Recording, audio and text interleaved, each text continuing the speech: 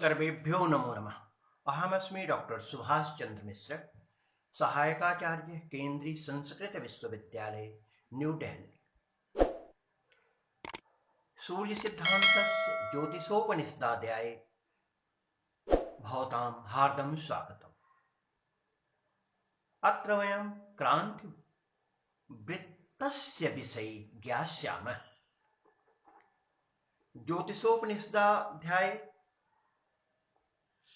नवमे 10वें श्लोके च यदा उल्लेखं वर्तते तदाधारजुतेर्ऊर्ध्व अयने विश्वदद्वयम् विश्वत्स्थानगतो भागै अस्फुटैर्भगण संचरात् क्षेत्राणेवमजादीनां तिर्याज्याभिप्रकल्पयेत् अयनादयनं चैव कक्षा तिर्यकः तथा परा क्रांति संज्ञा तथा सूर्य सदा परेति भाष्ययन् चंद्राद्याश्च स्वकैः पातरैः अपमण्डलमाश्रितैः ततोपकृष्टा दृश्यन्ते विक्षेपान्ते स्वपक्रमात्। यहाँ पर आप लोगों के समक्ष प्रस्तुत हुआ श्लोक नवम का अर्धभाग, दशम, एकादश, द्वादश श्लोक तथा त्रयोदश श्लोक का अर्धभाग मैंने यहाँ पर आपके सामने प्रस्तुत किया। मित्रों, जैसा कि आप जानते हैं, विषुववृत्त और उसके आधार वृत्त, उन्मंडल वृत्त जिसे कहा जाता है, के द्वितीय स्थान से ऊपर 90 अंश या 3 राशि के अंतर पर दोनों अयन बिंदु होते हैं।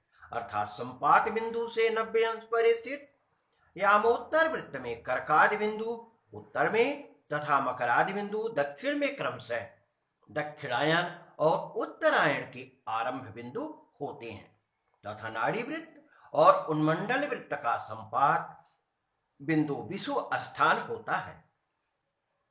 प्राची में सायन में साध बिंदु, पश्चिम में सायन तुलादि बिंदु होते हैं। इन विषुव बिंदुओं में साधि तुलादि से 30-30 अंशों पर 12 राशियों का समनिवेश करके तिर्यक ज्या रेखाओं के द्वारा मेषादि राशियों के क्षेत्रों की कल्पना की गई है। यथा मेषादि राशियों की ज्या कर्ण, क्रांतिज्या भुज तथा दोनों के वर्गांतर का मूल रूप दुज्या वृत्त में कोटि।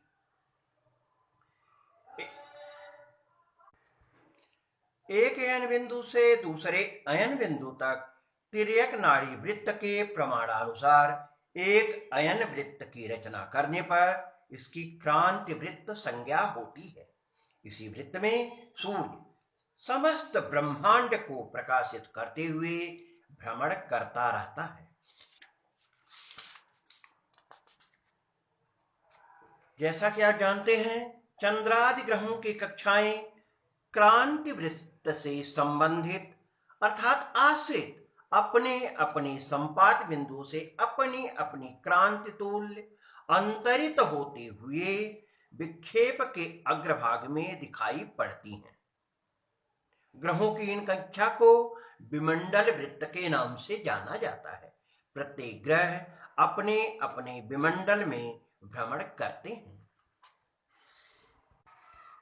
पूर्व के एपिसोड में हमने वर्णित किया था कि लकड़ी का अभीष्टाकार का एक गोला बना करके उसमें छेद करके एक सीधा डंडा कस देना चाहिए जो भूगोल के केंद्र से होकर दोनों ओर बराबर निकला रहे और मेरुदंड का कार्य करे। इसी दंड में 2 आधार वृत्त एक दूसरे से समकोण पर स्थित करें जिसके बीचों बीच में विषुवत वृत्त हो। इन तीनों वृत्तों को अंगुल से 360 अंग में बांट दें। विषुवत वृत्त के मानानुसार अहोरात्र वृत्त के व्यासार्ध से 6 दक्षिणोत्तर वृत्त पर और सर के अंशों के द्वारा जो इस पर अंकित हो मेष, वृष, मिथुन राशियों के अंतिम बिंदुओं की क्रांति के अंतर पर इन 3 राशियों की 7 अहोरात्र वृत्त स्थिर करना चाहिए, जो कि विलोम रीति से कर्क सिंह कन्या के अहोरात्र वृत्त भी होंगे। इसी प्रकार तुला वृश्चिक धनु तथा विलोम रीति से मकर कुंभ और मीन राशियों के भी 3 अहोरात्र वृत्त। 8 दोनों आधार वृत्तों के ऊपर दक्षिण गोल में स्थिर किया जाए। ऐसे ही उत्तर और दक्षिण गोलों में स्थित नक्षत्रों अभिजीत, नवसप्तर्षि, अगस्त्य, ब्रह्म हृदय आदि तारों के अहोरात्र वृत्त स्थिर करें। इन सब अहोरात्र वृत्तों के बीच में विषुव वृत्त होता है। विषुव वृत्त और दोनों आधार वृत्तों के ज्योति बिंदुओं पर दोनों अयन बिंदु और दोनों विषुव संपात होते हैं। विषुव संपात के स्थान से सायन राशि का चक्र आरंभ करें। साथ में इस प्रकार से मेष, वृष आदि राशियों के विभाग तिर्यक ज्यायाओं के द्वारा बनाए जाते हैं। एक अयन बिंदु से दूसरे अयन बिंदु तक तथा दूसरे से फिर पहले तक जो तिर्यक वृत्त स्थिर किया जाएगा उसी का नाम क्रांति वृत्त है, जिस पर सूर्य सदा प्रकाश करता हुआ भ्रमण करता है। चंद्रमंगल आदि अपने अपने पातों के द्वारा जो क्रांति वृत्त पर होते हैं, खिंचे हुए अपनी अपनी क्रांति के विक्षेप के अंत में दिखाई पड़ते हैं। इस विषय पर जैसा कि बताया गया है कि आधार कक्षा और विषुवत कक्षा कैसे बनाई जाए, अन्य ग्रंथों में इसके बारे में बताते हुए कहा गया है कि बांस की पतली पतली तीलियों का प्रयोग करके इनको बनाया जा सकता है और इसके द्वारा हम गोल का निर्माण करके क्रांति वृत्त, अहोरात्र वृत्त आदि के बारे में जानकारी प्राप्त कर सकते हैं। इसका चित्र आपके समक्ष प्रस्तुत किया जाएगा और फिर आगे की चर्चा भी आपके सम्मुख की जाएगी। इस विषय में आगे जैसा कि कहा गया है, तस्य विषुवद् वृत्तस्य तथा आधार वृत्तस्य क्षितिज रूपोन्मण्डलस्य च ज्योतिर्योगस्ततः ऊर्ध्वम् उपरि त्रिभान्तरे प्राची पश्चिमे च सायन मिथुनान्त धनुरान्त होरात्र वृत्ते यामोत्तर वृत्ते यत्र लग्ने तत्र अयने दक्षिणोत्तरायण संधि स्थाने भवति तथा नाड़ीवृत्तोन्मण्डलयोर्ज्योतिर्द्वयम् विषुवद्वयम् सायन मेष तुलादि बिन्दुद्वयम् भवति। नाड़ीवृत्तोर्मण्डलयोः पूर्व संपात सायन मेषादि पश्चिम संपात सायन तुलादि रित्यर्थ। अथ विषुवत् स्थानात् उक्त सायन मेषादि पश्चिम संपात सायन तुलादि उक्त सायन मेष तुलादि बिंदुद्वयात् अस्पष्टैः राशि संबंधिभिस्त्रिंशन्मितैः भागैः अंशैः भगड़ संचरात् राशिगण दिवेशात् तिर्यज्ञाभिः एकादिराशिर दोर्याक्रांतिज्यादिभिः अजादीनि मेषादिराशीनाम् एवं अयन विषुव कल्पनावतः क्षेत्राणि मेषादिराशिज्या करणाः तत्क्रांतिज्याः भुजाः भुजकर्णवर्गान्तरमूलिबितास्तद् दुज्यावृत्तेषु कोटयः एवं रूपाणि क्रांति क्षेत्राणि प्रकल्पयेत्।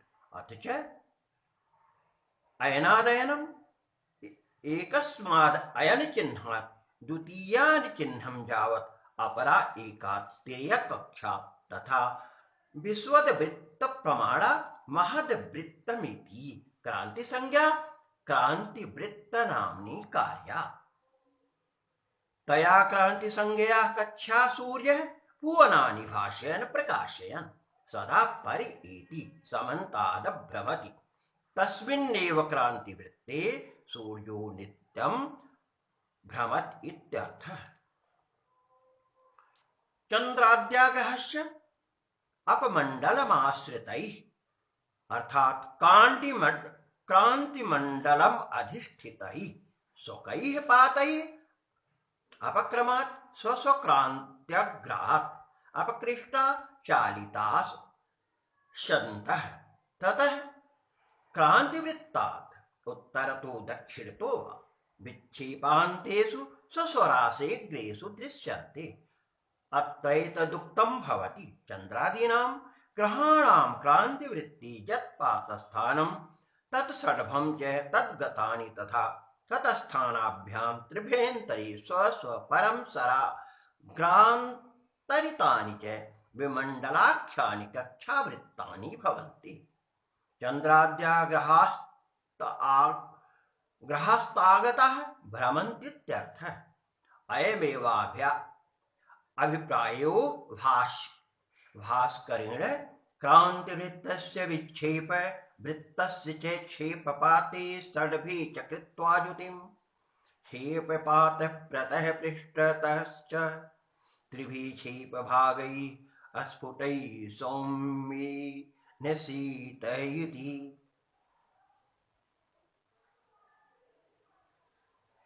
एवंच उदय क्षितिजे लग्नमस्तं गच्छ तद्वशात् लग्नोदयैर्यथा सिद्ध्यं खमध्योपरि मध्यमम्।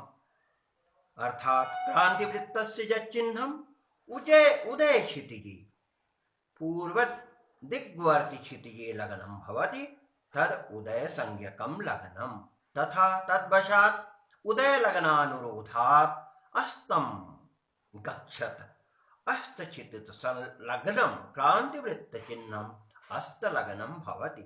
अर्थात उदय लग्न काले पश्चिम क्षितिजे क्रांतिवृत्तस्य जह प्रदेशो लग्नं तदस्तलग्नमिति। एवं खमध्योपरि यामोत्तरवृत्ते लंकोदयैः यथा सिद्धम् त्रिप्रश्नाधिकारोक्ति विधिनोत्पन्नः लग्नं मध्यमं मध्यलग्नं ज्ञेयम्। ऊर्ध्वायामोत्तरवृत्ते क्रांतिवृत्तस्य च प्रदेशः मध्यलग्नमित्यर्थः। तथा चाह भास्करः यत्र लग्नं मण्डपं कुजे तद्गृहाद्यमिः लग्नमुच्यते मध्यलग्नमिति दक्षिणोत्तरी इति। यहाँ पर श्लोक संख्या 9 का अर्धभाग से लेकर के चतुर्दश के अर्धभाग तक की चर्चा आपके समक्ष प्रस्तुत की गई। पुनः विराम है, धन्यवाद है। अगला श्लोक आपके समक्ष आएगा। त्रयोदश श्लोक का अर्धभाग से आगे की चर्चा हम करेंगे।